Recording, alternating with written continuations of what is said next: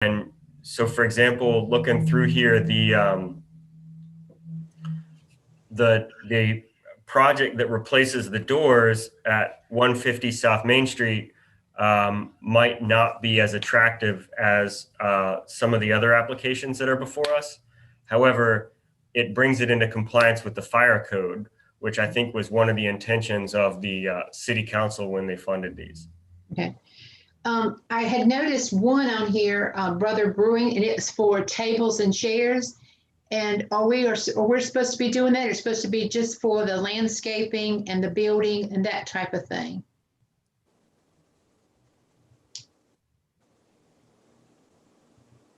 So I think that that's a question that the Appearance Commission would have to evaluate. Okay. Because it looks like it might be something they would use to serve their clients, their customers. And so I just had questioned that exactly in our scope of what we were supposed to be doing.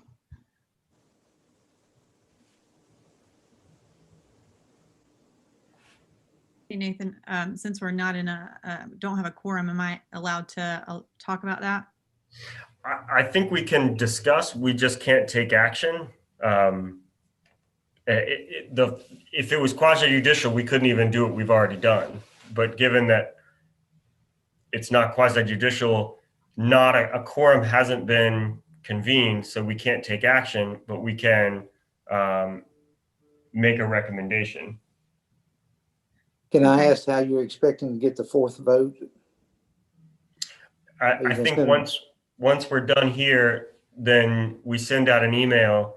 I'll send it out to the commission as a whole. It'll be a virtual meeting with the votes in it. And so my hope is that Judy will respond with whatever she believes, Renee will respond, Christina will respond, and one other member will respond. And as long as there's 4 votes in a direction, we can move that way. We're probably getting into virtual new ground, it sounds like. But sometimes we have to do what we have to do. We can send it out to all the members that are not there as an email and then ask them to respond and do it that way and put the vote off until you get that, and then send it out to everyone afterwards.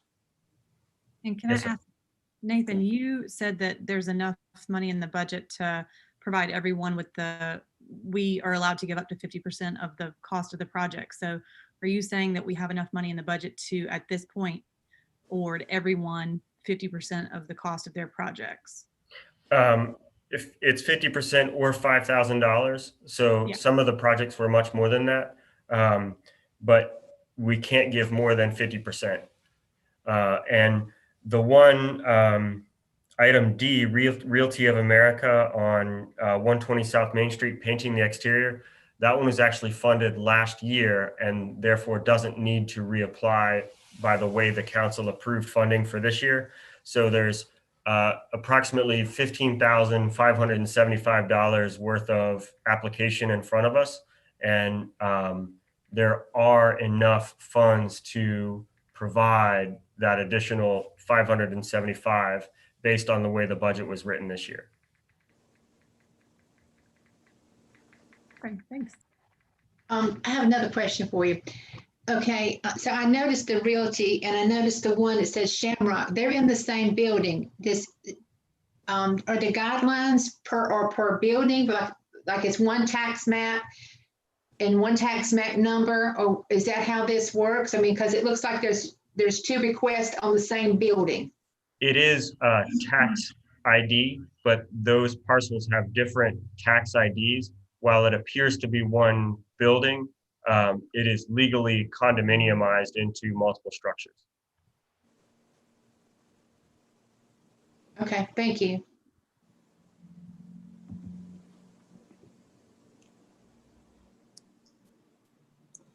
Nathan, can I suggest that we ask Renee, since she's the loan officer left over, to take over as running the meeting and let her move into what you want to discuss? Do we even start the meeting without a quorum? I thought that was the idea you had, that we were going to go through the meeting and tell everybody what the 3 members are that are available right now. I just don't know that we can convene, and then I don't know that we can take action on anything without a quorum. So I think we have to do the vote. I guess we could either schedule a meeting for a later date, or we could do a vote via email for the funding. Yes, but Judy's got some questions that need to be answered, and the rest of the panel might too. And we could talk about that stuff without convening a meeting with the group that we have here. Yes, sir. Okay. Okay. Do you want, so then Renee would move us through the 4 projects before us? Sounds like a winner for Renee's all right with that.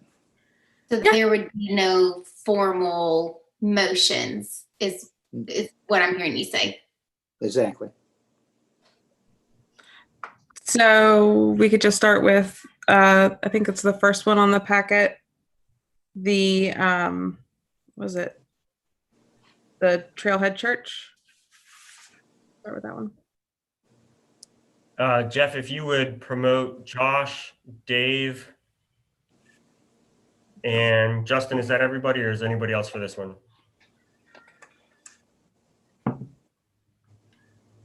I think that should be everybody. Okay, I've allowed Dave to talk, and I have allowed Josh to talk. I think that was everybody you said.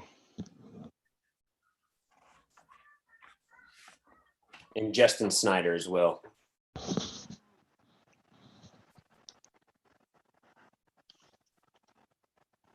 Cool. So, And Justin's in here. Yep.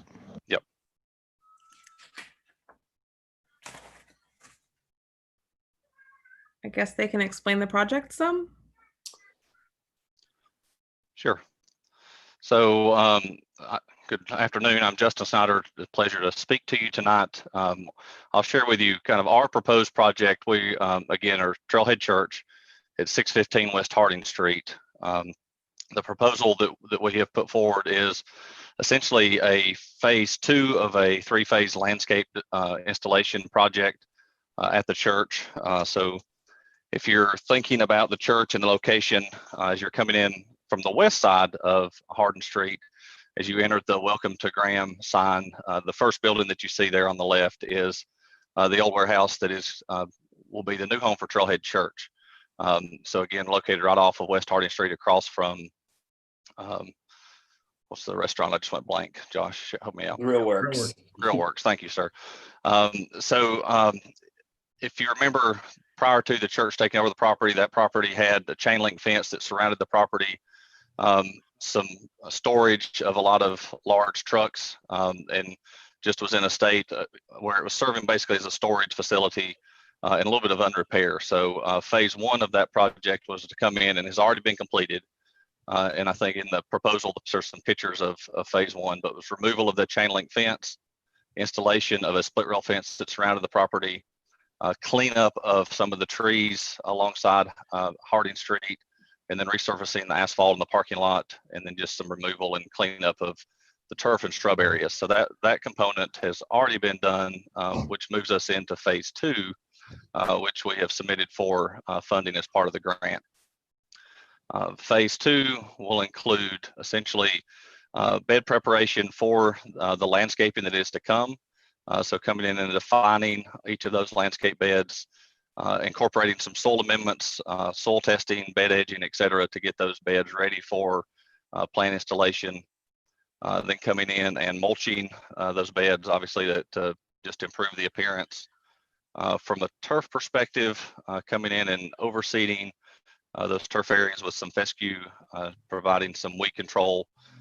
Again, just general try to clean up to make sure that area as you're driving by looks nice and neat. And then some mixed containers around the entrance of the building. I think there was a picture that was shown just a second ago that showed the entrance of the building. Now the entrance is on the side facing away from Harding Street, but there will be some landscape planters that are placed on that facility there. And then a major component of that will also be the landscape planning design. So we are in the process of working with a landscape designer to create a design to come in and plant those areas. So as you're going west on Harding Street, you'll see the face of the building, and that area will all be designed and planted So you'll have some plants to break up the large brick expanse of the warehouse. And then phase 3, which would take part later on, would be the installation of those landscape beds.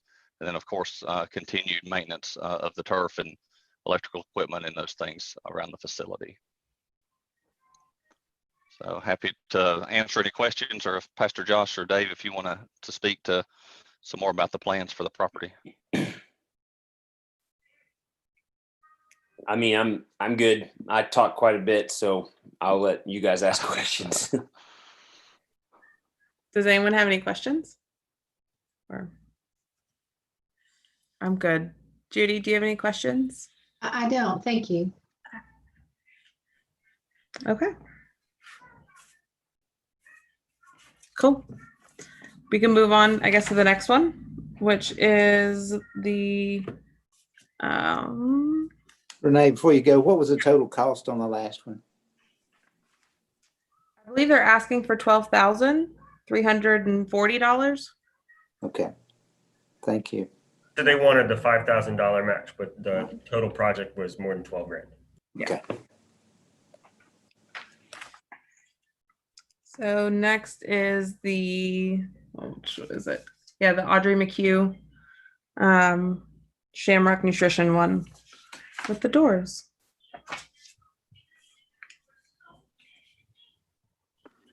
Hello.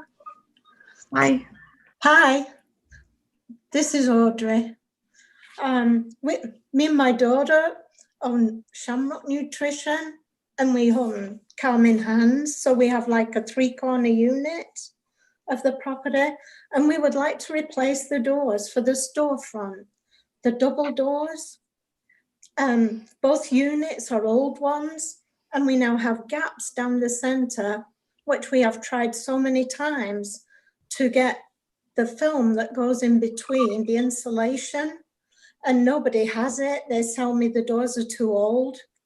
And also the fire marshal has been on our case about having the concealed rod panic device on them. And this will bring the doors up to code and be a great addition to the overall look, I think, before Realty of America paints the building.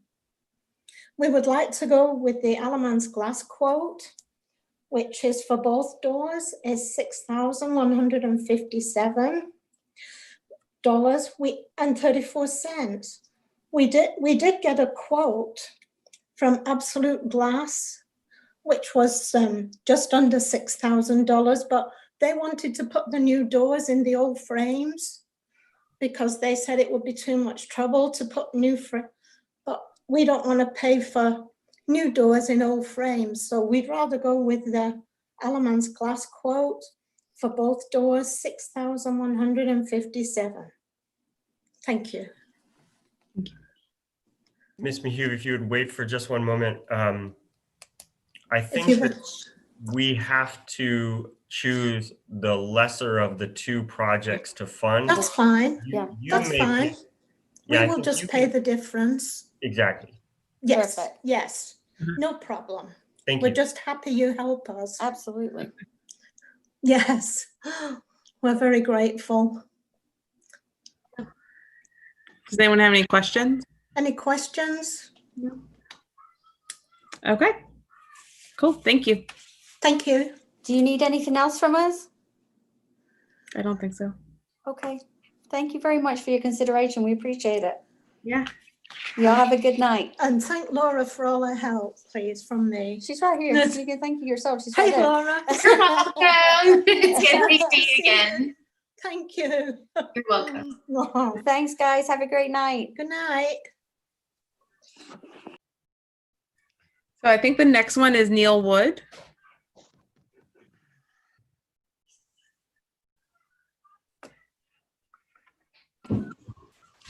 Okay. Hang on, we're gonna mute this other. So our intention is to try to get a better look to the overall outside of the building. The main thing here is the paint. And there's several pictures in there that shows the current state of the paint. and there's a lot of prep work that's got to go into that to get it ready. We've picked out a historic color that you guys have on the list. It's the terracotta.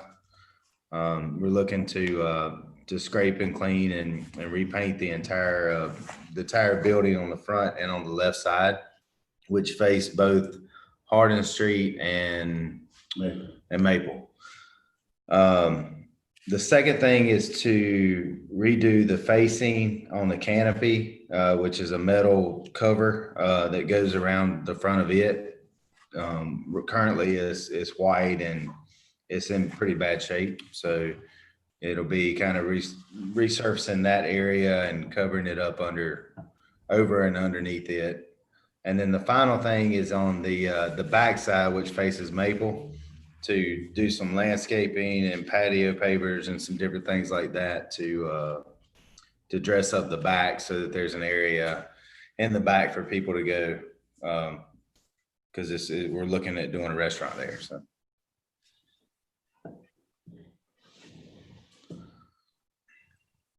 that's the front piece there, which eventually where the plywood areas will have a glass door that drops in that can raise up if needed or if you want to. Nice. So I have a question. Do you have a business that's already good, like for that location, or? No, this is a building that my dad has owned for several years. And it's been several different businesses. It used to be actually a martial arts academy. And I think he did some flea market stuff and some other things out of it. And he had to leave because of COVID. My dad is actually in a rest home now. So I put it up for rent and have gotten together with the Plym Group, and they're wanting to put a restaurant in the location.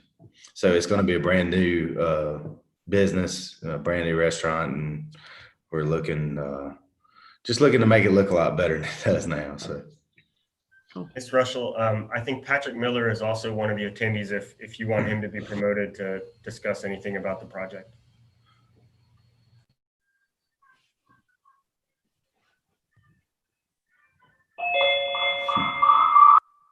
and I'm Okay, you might want to. let me see if I can mute my. Yes. You. There it is. Mute.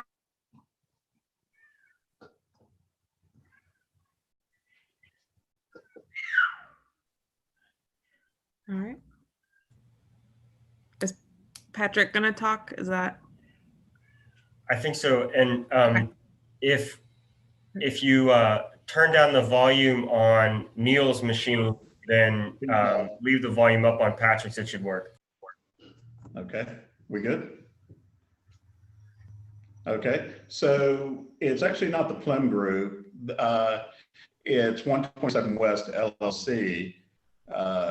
My business partner and I, we wanted to not do a separate LLC, so we did 127 West. And what we're putting in is a sports bar and restaurant, seeing that that's lacking in this area. So what we want to do is dress the building up and make it look inviting and offer some chef-inspired meals as well as televised sporting events. And Neil had the building. This is the perfect building for what we want to do.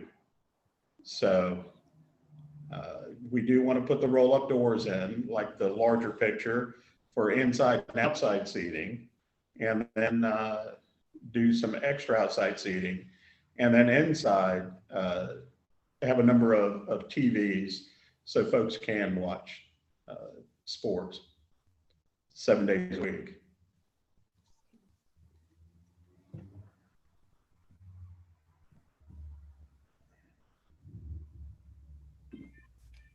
Awesome. Does anyone have any questions?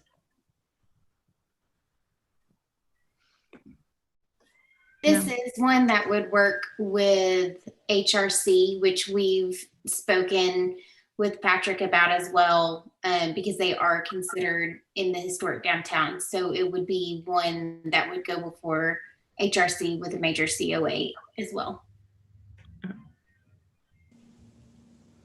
What is the final cost on this project? Neil? It is quite expensive. They applied for 10,553, so they would get the $5,000 match. Thank you.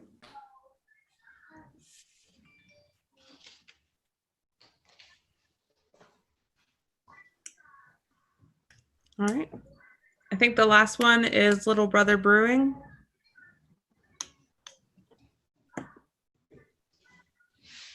I think Daniel McCoy is here to talk about that one.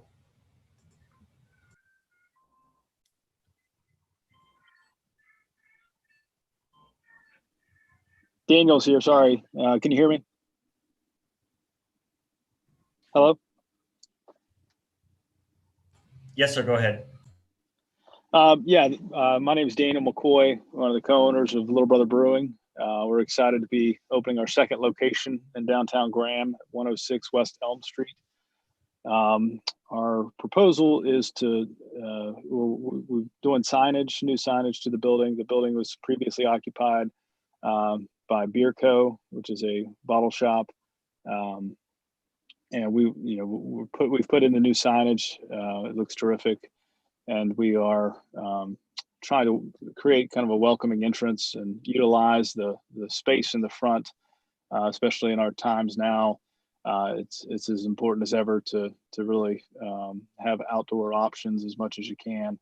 And we just want to be another element to the charming downtown Graham area. Adding some built-in benches inside our little alcove, along with some updated picnic tables to go with the signage that has been installed.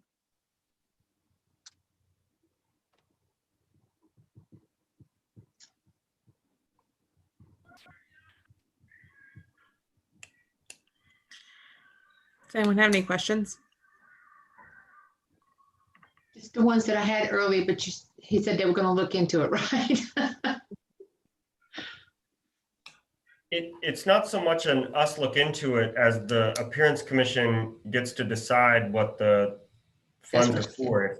If they're used in the public right of way. I mean, certainly if Little Brother received some stuff and then it disappeared the next day, it would not meet the intent of the grant. But the same token is true for Audrey's building. If new doors were purchased and she decided she wanted to take those down and put them on her home. So there is some element of risk that the Appearance Commission gets into here. Having said that, many of these property owners have communicated with the city for some time about projects very similar to this and are likely to come back before us again and again, and so want to maintain that good relationship with the city.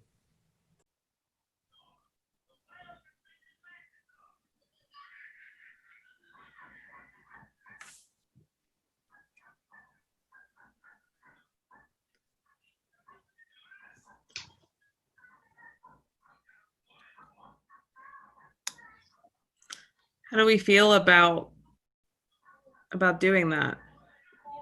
Like about having it, does it need to be part of something? Does it need to be part of the building, or can it be essentially accessories?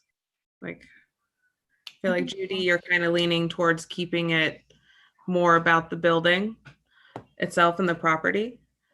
But I feel like it was a good point to bring up about COVID and building these outside spaces. So that makes me question, does that then become, that outside space become the building space and part of the property? And I think since these are stationary items, I mean, those are heavy duty picnic tables. They're not like folding chairs that you can, that are for temporary use. Those are stationary outside tables that will remain outside permanently. So I would say that's would be encompassed by this grant. Now, when they're talking, like you said about talking to getting up and leaving, when that business closed, they're going to take these things with them. And that would be some of my question. My other thing part would be, there appears to be a lot of buildings that could use some upgrades. If we put the money into seating for restaurants or beers companies or whatever, then maybe that negates some of that. Is it the grant's responsibility to provide seating for people that want to open restaurants? So those are the questions I had. See, I didn't know what the guidelines were. See, I wanted to do it right, and I wanted to know what the guidelines were. And if we do that, do we start a precedent that we're going to do that for everybody? They said they need seating, then is the appearance committee going to do that for every restaurant downtown? That was just my questions. So I think Judy, last year we had, I don't know if we had more people or just a higher dollar amount of submissions. And so last year it was a little bit more of a discussion where we really had to narrow down who we could give money to because we didn't have enough to give to everyone. So that may be the case in the future where a lot more people apply. But I personally just feel like in this case, since we have the funds to give everyone the 100%, then why wouldn't we? Even in this case where it's seating, it's outside and it is stationary. Because I think he's asking for picnic tables, I believe, too. And I mean, I know there's some businesses downtown who have picnic tables, and, they went to BJ's and purchased them and put them out there, and they roll them up and put them away during the winter, or they get rid of them or whatever. So I just don't know if we should be doing that when it's supposed to be for the buildings. So. I see the point. And yeah, I feel like the past couple, so I've been on the appearance commission for 2 years now, and it's been like 10 or 15 different applicants each time. And so you kind of, with the matrix, it allows us to kind of score them and rate them in a way. So if someone is just asking for picnic tables, they would go, that kind of gets pushed down, not pushed down to the bottom, but it just gets a lower score. So those projects with higher needs and more impact kind of get the higher scores. But since since we're able to just fund everything this time, I feel like that's a rare moment. Yeah, he's just asking for a new sign and picnic table. So he's not really asking for anything for the building itself. He's just asking for a new sign because he's got to put one up because it's an old sign there. So he's not upgrading anything. He's just bringing it out new. Do we not have any written guidelines to go by? Say that again. Do we not have any written guidelines of what this grant board is supposed to do? We not have anything written for us to go by? For the grant, there is, I believe. It should have been in that packet. Okay, I didn't see. Okay. Yeah. So at the very beginning of the applicant's packet, there are 2 pages that talk about their eligibility and the award criteria. Oh, yes, yes. And I think that's what you may be searching for, Mrs. Hall. Okay, thank you. You're welcome. There's also the matrix that Ms. Russell, I believe the Appearance Commission adopted that last year. Yeah. But truly, in the end, above and beyond the matrix, and I believe all of this falls within the matrix, but it sort of just goes to our discretion. And like I said, in the past and in the future, in the past, we had a lot more applicants, so we had to be a little bit more choosy about where we, delegated the funds. But in this case, since we have the luxury at this point not to have to exclude anyone's projects, then that's really fortunate. And I think that we should take advantage of that.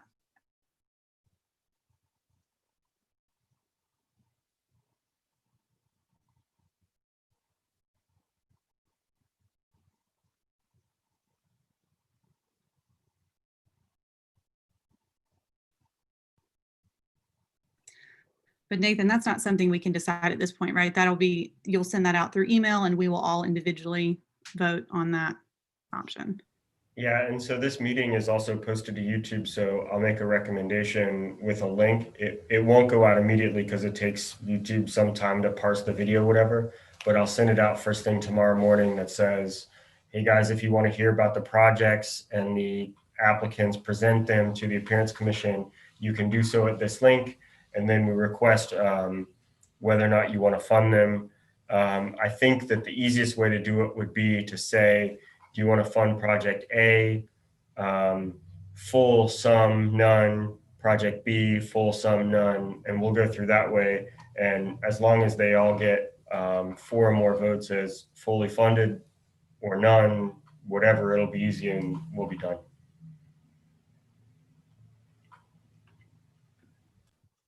I'm good with that.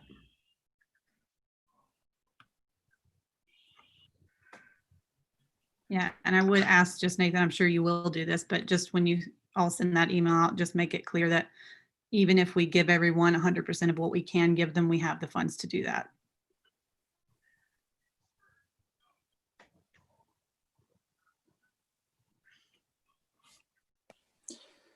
Nathan, speak a second about the Realty of America, about that's not coming out of this year's funds, it's coming out of last year's.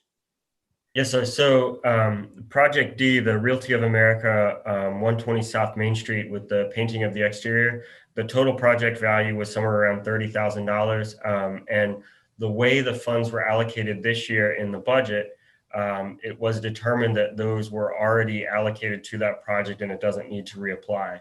That's the case for all of the projects that were approved last year.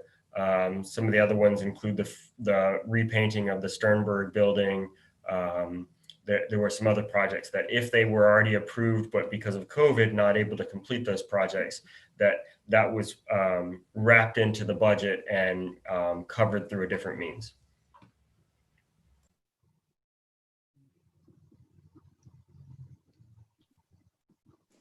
Thank you, sir. Is there anything that we need to, like, with budgets? I know sometimes budgets, if you don't spend it, you lose it. That's not the case, right? If you don't spend it, I am certain that our city manager will find something else to use it on. Okay. We Well, will- yeah, so I meant for like next year's budget kind of deal. I think given the uncertainties that surround COVID, that it's very hard to say what will happen. Obviously, these grants are very important to the city and we'll make every effort to maintain and potentially increase. But there's so much uncertainty in municipal budgeting.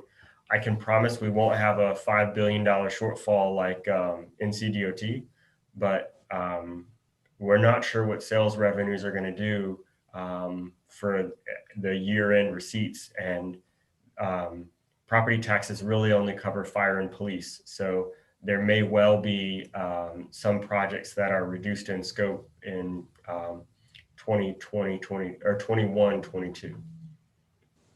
Okay. Thank you. We will fight for this one to be on there, so rest assured we'll give it the best effort we can because this is so important for downtown and the surrounding area.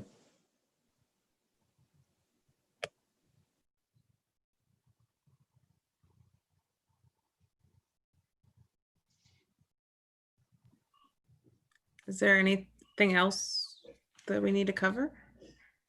Or Just if we've answered all your questions, we'll go ahead and stop the broadcast. And then, as I said, I'll send out the email tomorrow, knowing that none of the commission members voted tonight and shouldn't. That'll all happen via that email. And once I have the whole thread, I'll send it on to the Sunshine List, which includes like the radio, the newspaper and stuff. I doubt that they'll do something with it, but they may. And your emails, as you know, are all public records. You gonna mention the Sunshine List, you need to explain what it is. So the Sunshine List is a legal requirement from the North Carolina State General Assembly and comes from a good idea. The idea being that the more people are aware of something, the more that voters can act as an informed populace and take good action upon items. And so the Sunshine List is an email distribution list that includes local news media organizations, but also people who request to be on the Sunshine List. And so we have, I don't know, a couple dozen people that are on the Sunshine List, and they get a mailing of mostly stuff that is very dry. For example, the details around this meeting is not interesting to all 15,000 residents of the city of Graham, but it certainly is interesting to some of them. Planning board meetings, Historic Resource Commission meetings, city council meetings, any other bids or RFPs that the city puts out, all that stuff is emailed to the Sunshine List. How does a person get on the Sunshine List? All they need to do is email the city clerk. If they don't have the city clerk's email, they can email anybody at the city and ask for their email to be forwarded on to the city clerk. Thank you, sir.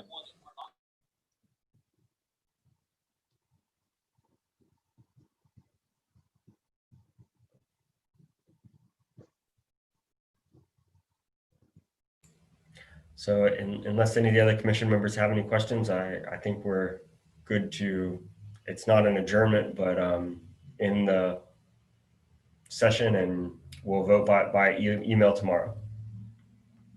Sounds good.